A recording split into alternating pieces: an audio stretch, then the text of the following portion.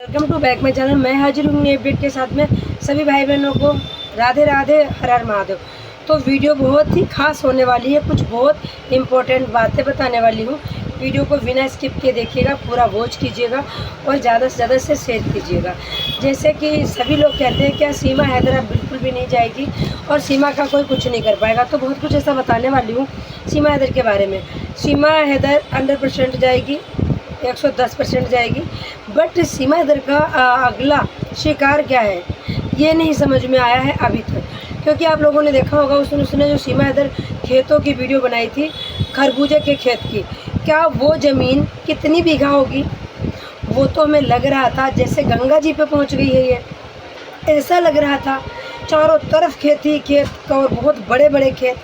तो जैसे कि हमें पता चला है कि ये खेत नेत्रपाल ने खरीदे हैं, तो इतना पैसा कहाँ से आया? अरे वो सरकारी ज़मीन है, वो ज़मीन भी सरकारी है।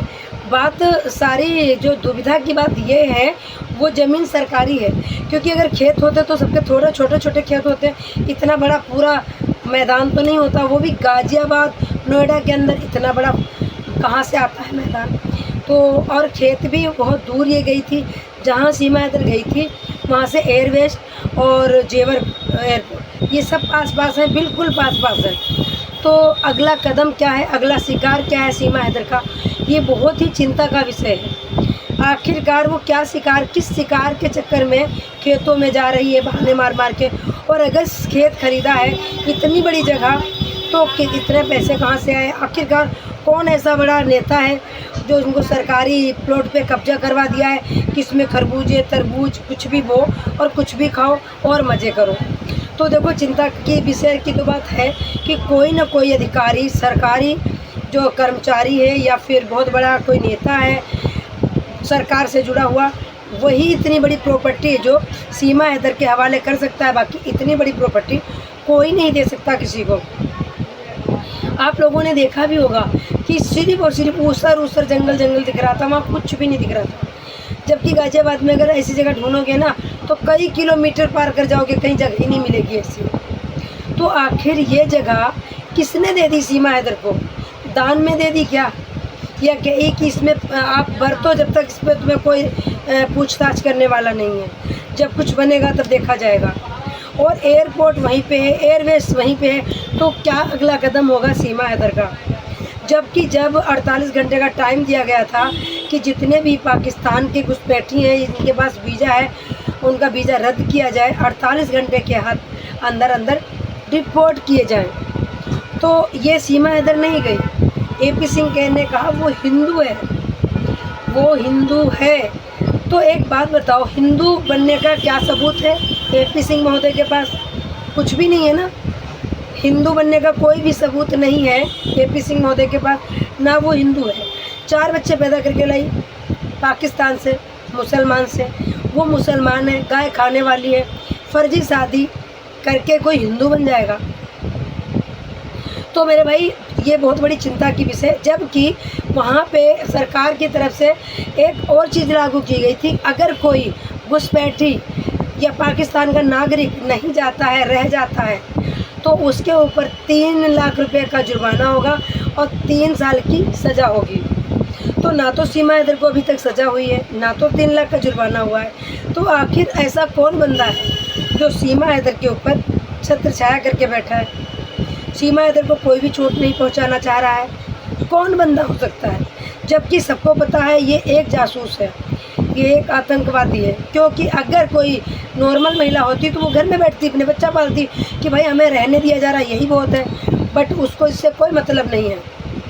वो रहेगी तो घूमेगी भी धड़ल्ले से, रील बनाएगी, वीडियो बनाएगी, ब्लॉग बनाएगी, सारी जगह दिखाएगी ब्लॉग बना बना के। तो ये चिंता का विषय है मेरे भाई। ये जो जगह की वीडियो बना के शेयर कर रही सोशल मीडिया पे, तो ये क्या पाकिस्तान के कोई लोग नहीं देखेंगे? क्या जो आतंकवादी है वो ये वीडियो नहीं देखेंगे? हो सकता और कौन कौन सी वीडियो बना के लाई हो वहाँ से जो इस वाले ब्लॉक में ना हो, उसको कट कर दिया हो। सबसे बड़ी चिंता की विषय की बात यह है कि इस वीडियो कैमरा में क्या क्या ये कैद करके लाई। क्या इसको किसी का भी डर नहीं है? और अगर डर पहले बिल्कुल खाते थे, हम एक पे गोश्त खाते थे, गाय बकरा सब खाते थे। ये साल हो गए। हमारी सरकार चुप क्यों है? हमारी सरकार को दिखाई नहीं देता? जेवर कोर्ट वाले पुलिस वालों को दिखाई नहीं देता? आंखों पे पट्टी बांध रखी है जेवर वाले को, और नो ये रघुपुरा के थाने वाले, इन्होंने पट्टी बांध रखी। इनको ये ब्लॉग नहीं दिखाई दे रहे कि सीमा हैदर हाउस अरेस्टिंग में थी, ये घूम कैसे रही है? और 3 लाख का जुर्माना था तो सीमा हैदर पे क्यों नहीं लागू हुआ? अगर 3 साल की सज़ा थी तो सीमा हैदर को क्यों नहीं हुई? ये तो बड़े बड़े शब्द में, समाचार में, सब में आया हुआ था कि अगर कोई बंदा नहीं जाता है 48 घंटे के अंदर तो उसको 3 लाख रुपए देने पड़ेंगे, 3 साल की सज़ा होगी। तो सीमा हैदर को क्यों नहीं हुई? और जैसे कि हमने सुना है कि सरकार ने नोटिस दी है, इन पर कड़ी कार्रवाई होगी, तो वो कार्रवाई कब होगी? इसका वेट हम कब तक करें? कब तक हम मान के चलें कि कार्रवाई होगी?